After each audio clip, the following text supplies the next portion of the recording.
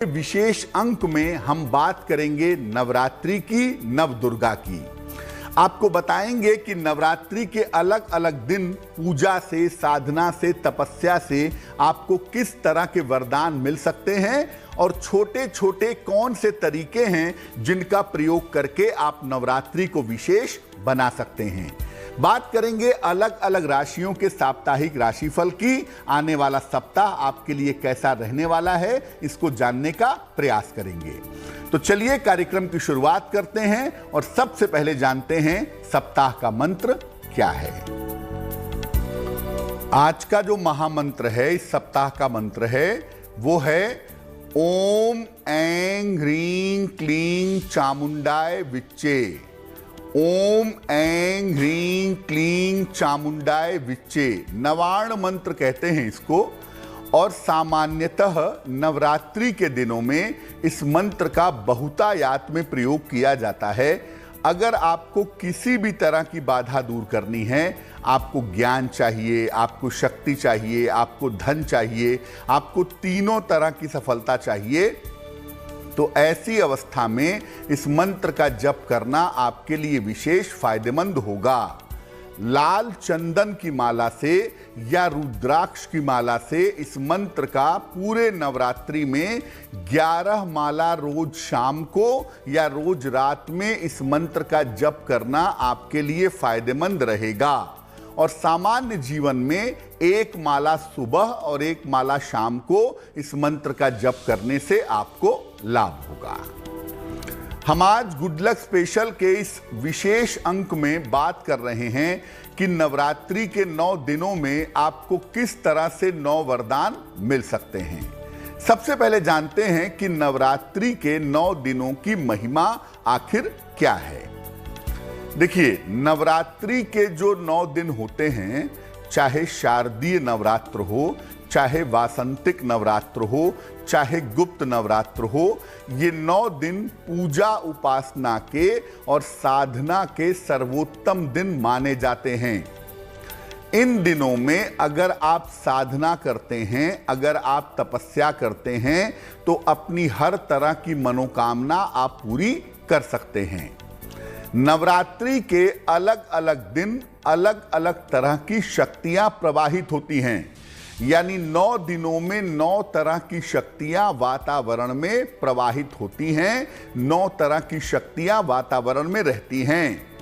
और हर दिन की शक्ति को समझ करके अगर उसके हिसाब से आप मनोकामना करते हैं, उसके हिसाब से अगर आप वरदान मांगते हैं, तो आपकी कामना निश्चित रूप से पूरी होगी और जो वरदान आप मांग रहे हैं वो वरदान आपको प्राप्त होगा।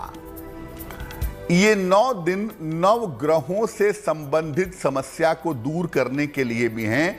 अगर 9 ग्रहों से संबंधित कोई समस्या है तो नवरात्रि के 9 दिनों में आप 9 ग्रहों से संबंधित समस्या को भी दूर कर सकते हैं। तो नवरात्रि के 9 दिन 9 तरह की शक्तियां प्रवाहित होती हैं और 9 तरह की शक्तियों से आपको 9 तरह के वरदान मिल सकते हैं नवरात्रि के दौरान। यानी हर दिन आपको एक विशेष तरह का वरदान मिल सकता है अगर आप प्रार्थना करते हैं, पूजा करते हैं, साधना करते हैं।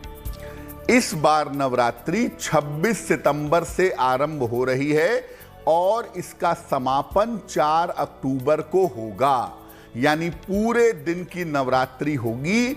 इस बार नवरात्रि संपूर्ण 9 दिनों की होगी, यानी 9 तरीके के वरदान, 9 तरीके की मनोकामना इस बार आपकी पूरी होगी।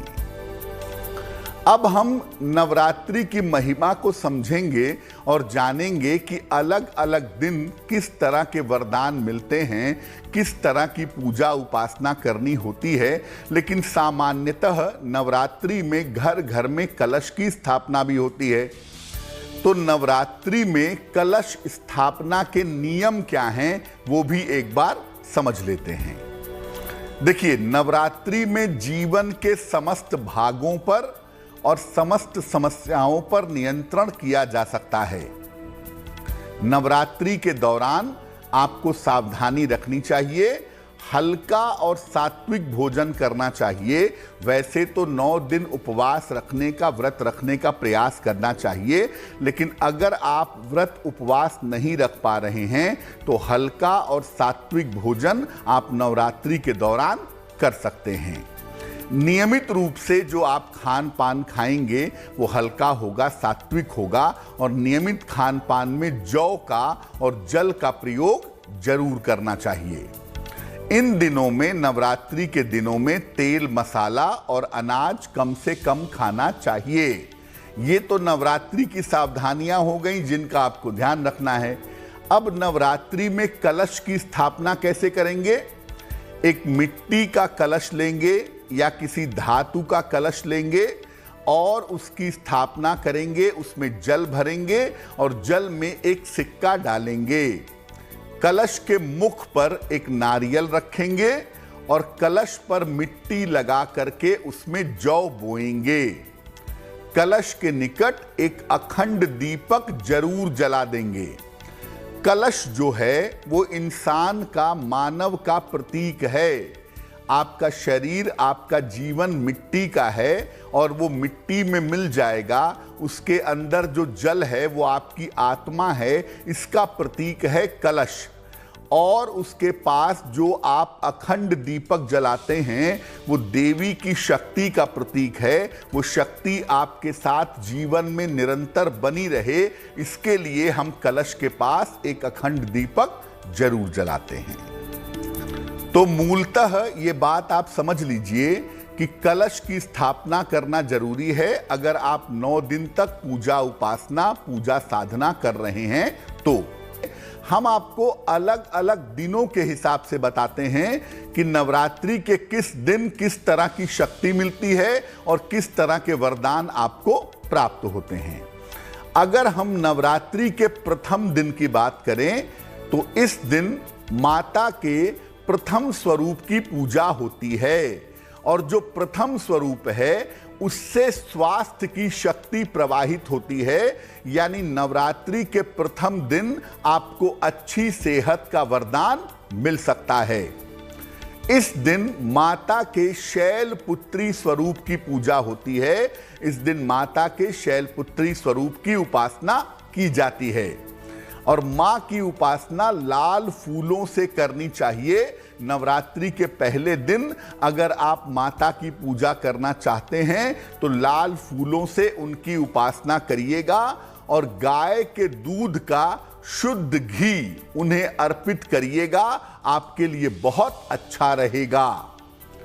और इस बार देवी के पहले स्वरूप की उपासना यानी माता शैलपुत्री की उपासना 26 सितंबर को होगी। तो 26 सितंबर को अगर आप माता के शैलपुत्री स्वरूप की पूजा करेंगे, माता के शैलपुत्री स्वरूप का ध्यान करेंगे तो स्वास्थ्य से संबंधित जो भी आपकी बाधा हैं, सेहत में जो भी दिक्कतें चली आ रही हैं, वो दिक्कतें आपकी दूर हो जाएंगी। नवरात्रि के दूसरे दिन की बात करें, नवरात्रि के दूसरे दिन ज्ञान और वैराग्य की शक्ति बहती है। ज्ञान और वैराग्य की शक्ति का प्रवाह रहता है। दूसरा दिन ज्ञान का है और वैराग्य का है। अब अगर आप इस दिन साधना करते हैं, तपस्या करते हैं तो आपको ज्ञान मिलेगा, आपको वैराग्य मिलेगा। ज्ञान और वैराग्य दोनों की प्राप्ति होगी। नवरात्रि के दूसरे दिन माता के ब्रह्मचारिणी स्वरूप की पूजा होती है। अगर आप नवदुर्गा के स्वरूप को समझना चाहें तो माता ब्रह्मचारिणी त्याग की और तपस्या की देवी हैं। तो अगर आप नवरात्रि के दूसरे दिन माता ब्रह्मचारिणी की उपासना करते हैं तो आपको साधना की, पूजा की, तपस्या की और ज्ञान की शक्ति, ज्ञान का वरदान प्राप्त होता है। नवरात्रि के दूसरे दिन माता की उपासना करनी चाहिए सफेद फूलों के साथ और माता को भोग लगाएंगे, शक्कर का भोग लगा करके इसको प्रसाद रूप में ग्रहण करेंगे। इस बार नव दुर्गा के दूसरे स्वरूप की उपासना होगी 27 सितंबर को। यानी 27 सितंबर को अगर आप नव दुर्गा के दूसरे स्वरूप की उपासना करेंगे तो आपको ज्ञान का, वैराग्य का और तपस्या का वरदान प्राप्त होगा। बात करते हैं नव दुर्गा के तीसरे दिन की, तृतीय दिन की, और जानते हैं कि देवी के तीसरे स्वरूप का महत्व क्या है। देखिए, नवरात्रि के तीसरे दिन का जो दिन है, उस दिन जो शक्ति बहती है या जो शक्ति मिलती है वो होती है साहस की और आत्मविश्वास की। यानी आपके अंदर साहस पैदा होगा, आपका कॉन्फिडेंस मजबूत होगा। ये शक्ति नवरात्रि के तीसरे दिन मिलती है, यानी यही वरदान आपको मिल सकता है। नव दुर्गा के तीसरे दिन, नवरात्रि के तीसरे दिन माता के चंद्र घंटा स्वरूप की पूजा की जाती है। और माता के चंद्र घंटा स्वरूप की पूजा की जाती है लाल फूलों से। साथ ही साथ माता को दूध या दूध से बनी हुई मिठाई का भोग भी लगाया जाता है। यानी अगर आप नवरात्रि के तीसरे दिन पूजा करते हैं, तीसरे दिन उपासना करते हैं, तीसरे दिन साधना करते हैं, तो इससे आपका साहस बढ़ता है, इससे आपका आत्मविश्वास बढ़ता है, इससे आपका कॉन्फिडेंस भी काफी ज्यादा हो जाता है। इस बार तीसरे स्वरूप की जो उपासना होगी वो होगी 28 सितंबर को। यानी माता के चंद्र घंटा स्वरूप की पूजा इस बार 28 सितंबर को की जाएगी और इस दिन आपको शक्ति का, साहस का और आत्मविश्वास का वरदान प्राप्त होगा। नवरात्रि के चौथे दिन की बात करें, जिस दिन देवी के चतुर्थ स्वरूप की पूजा होती है, नवरात्रि के चौथे दिन जो शक्ति आती है वो शक्ति होती है बुद्धि की, वाणी की और प्रखरता की।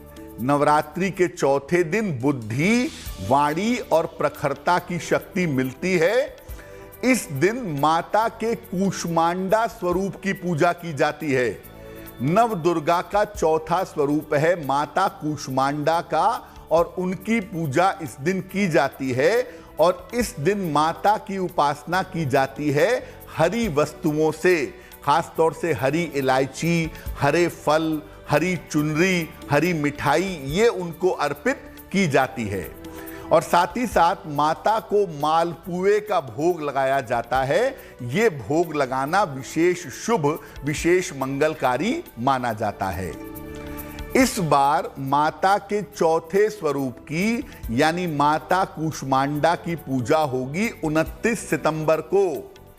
और जैसा आपको पहले बताया कि नवरात्रि के चौथे दिन आपको ज्ञान का, विद्या का और बुद्धि का वरदान मिलेगा। जिसको अपनी याददाश्त अच्छी करनी हो, अपना ब्रेन शार्प करना हो, दिमाग को बहुत अच्छा बनाना हो, ऐसे लोग नवरात्रि के चौथे दिन पूजा उपासना जरूर करेंगे। अब बात करते हैं पांचवें दिन की। नवरात्रि के पांचवें दिन की शक्ति क्या है और देवी का पांचवा स्वरूप कौन सा है। देखिए, नव दुर्गा का जो पांचवा स्वरूप है उससे संतान संबंधी बाधाएं दूर होती हैं। संतान की प्राप्ति नहीं हो रही है तो संतान प्राप्ति का वरदान मिलता है, और अगर संतान की प्राप्ति हो गई है तो संतान की उन्नति के लिए वरदान मिलता है। यानी पांचवें स्वरूप से संतान से जुड़े हुए तमाम वरदान आपको प्राप्त होते हैं। इस दिन माता के स्कंद माता स्वरूप की पूजा की जाती है। स्कंद माता का मतलब है कार्तिकेय की माता। स्कंद माता स्वरूप की पूजा इस दिन की जाती है और इस दिन माता की उपासना की जाती है पीले फूलों से। साथ ही साथ माता को केले का भोग भी लगाया जाता है और इसको प्रसाद के रूप में ग्रहण किया जाता है। इस बार पांचवें स्वरूप की जो उपासना है वो 30 सितंबर को की जाएगी। तो देखिए, माता स्कंद माता की पूजा अगर आप करते हैं नवरात्रि के 5वें दिन, तो संतान प्राप्ति की समस्या हो, संतान के डेवलपमेंट की समस्या हो, संतान के उन्नति की समस्या हो, ये तमाम समस्याएं आपकी आसानी से दूर हो जाती हैं। अब बात करते हैं नवरात्रि के 6वें दिन की और देवी के 6वें स्वरूप की। नव दुर्गा का जो 6वां स्वरूप है, उससे शीघ्र विवाह का वरदान मिलता है, मनचाहे विवाह का वरदान मिलता है।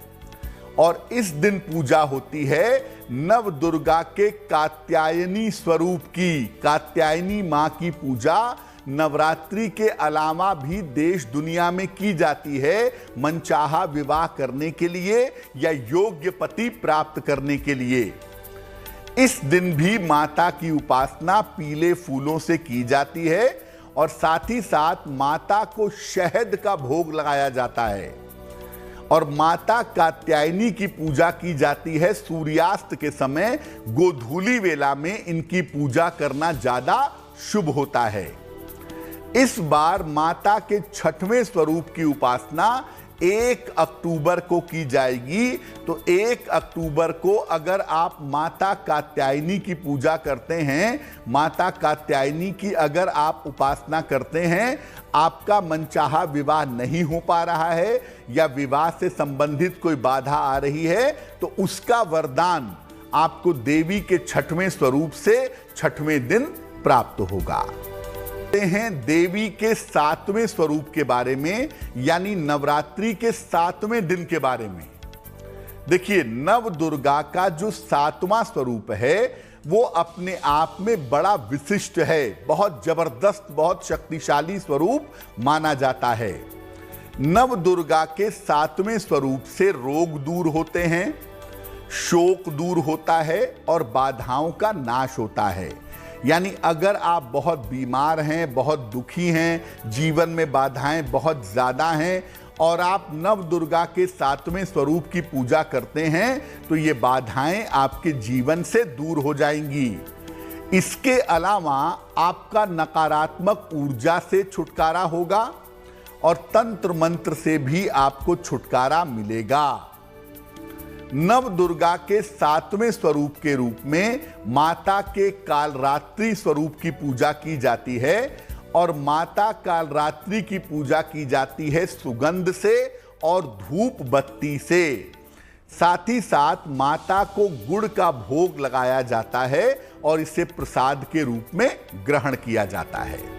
तो अगर आप बीमारियों से परेशान हैं, अगर आप दुखी हैं, तंत्र मंत्र की कोई बाधा है या ग्रहों से परेशान हैं, तो आपको इससे छुटकारे का वरदान नवरात्रि के 7वें दिन मिल सकता है माता कालरात्रि की पूजा से। और इस बार माता के 7वें स्वरूप की उपासना 2 अक्टूबर को की जाएगी। माता के 7वें स्वरूप की उपासना से रोग का, शोक का, तंत्र मंत्र की समस्याओं का नाश होगा। बात करते हैं नवरात्रि के 8वें दिन की और देवी के 8वें स्वरूप की। देखिए, नवरात्रि के 8वें दिन मनचाहे विवाह का और सुखद वैवाहिक जीवन का वरदान आपको मिल सकता है। अगर आप मनचाहा विवाह करना चाहते हैं, चाहती हैं, या आप चाहते हैं कि आपका वैवाहिक जीवन अच्छा हो, आपका वैवाहिक जीवन सुखद हो, तो इसके लिए वरदान आपको नवरात्रि के 8वें दिन मिल सकता है। इस दिन माता के महागौरी स्वरूप की पूजा की जाती है। माता का महागौरी स्वरूप अपने आप में बड़ा विशेष है और माता की पूजा की जाती है सफेद फूलों से, वाइट फ्लावर्स से। साथ ही साथ माता को नारियल का भोग लगा करके उसे प्रसाद रूप में ग्रहण किया जाता है।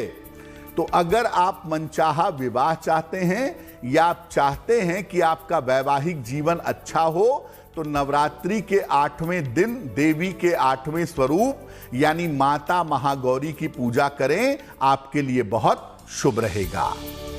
और इस बार माता के 8वें स्वरूप की पूजा 3 अक्टूबर को की जाएगी। बात करते हैं नवें स्वरूप की, नवें दिन की।